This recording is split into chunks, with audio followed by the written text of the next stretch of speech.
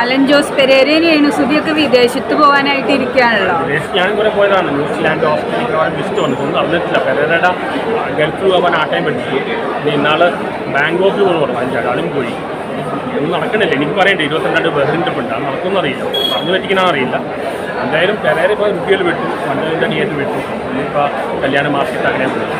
എനിക്കിപ്പോൾ ഇഷ്ടം റിവ്യൂവിനാണ്. ഇതിന് കാശ് കിട്ടുന്നെങ്കിൽ റിവ്യൂവിൽ ഇഷ്ടം കല്യാണ മാർക്കറ്റ് പോയാൽ കിട്ടില്ല. പിന്നെ രേണുസുതിയിൽ കമ്പൈൻ ചെയ്യുന്നു. അത് കോമ്പിനേഷനാണ്. എന്നെ വിളിച്ചിട്ടില്ല ഇതാണ്.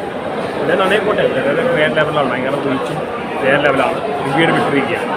രേണുസുതിയുടെ കൂടെ അഭിനയിക്കാൻ താല്പര്യമില്ല. കുഴപ്പമൊന്നുമില്ല. എന്നെ അപ്രോച്ച് ചെയ്തിട്ടില്ല. അഭിനയിക്കുന്നതിന് കുഴപ്പമൊന്നുമില്ല.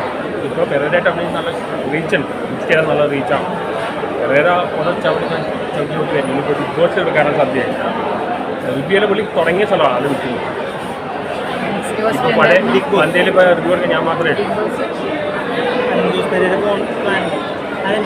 ബിഗ് ബോസിലോട്ടുള്ള ബിഗ് ബോസ് പോകാൻ സാധ്യതയില്ല. അങ്ങനെ തോന്നി. കാരണം കയറാൻ സാധ്യതയില്ല. അത് കയറിയില്ലെങ്കിൽ പുള്ളി പലതൊക്കെയാണ് ഓർമ്മ പറയുന്നത്. പിന്നെ പുള്ളിക്ക് നല്ല പിന്നെ പൈസ ഉണ്ടാക്കില്ല. പക്ഷേ കയ്യിൽ പൈസ ഒന്നും നിൽക്കുന്നില്ല. പത്ത് കൊണ്ടുപോകാണ്. പിന്നെ പുള്ളിക്ക് നല്ല റീച്ചാണ്. എനിക്ക് മാർക്കറ്റുള്ളപ്പോൾ വിളിക്കാം. വിളിക്കാറുണ്ടോ? ഇന്നും വിളിച്ചിട്ടുണ്ട്.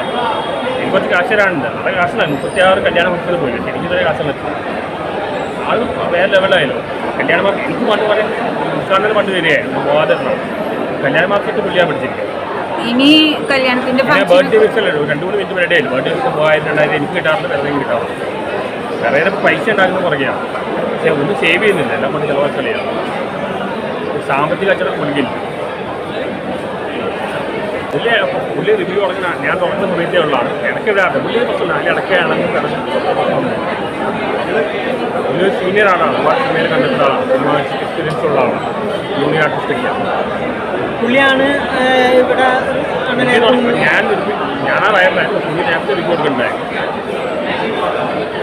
അതിൻ്റെ ഞാൻ കഴിഞ്ഞാണ് പെരേര കുറേ ആൾക്കാർ വന്നത്. കഴിഞ്ഞാൽ ചോട്ടമ്പേക്കാർ വന്നിട്ടുണ്ടായി.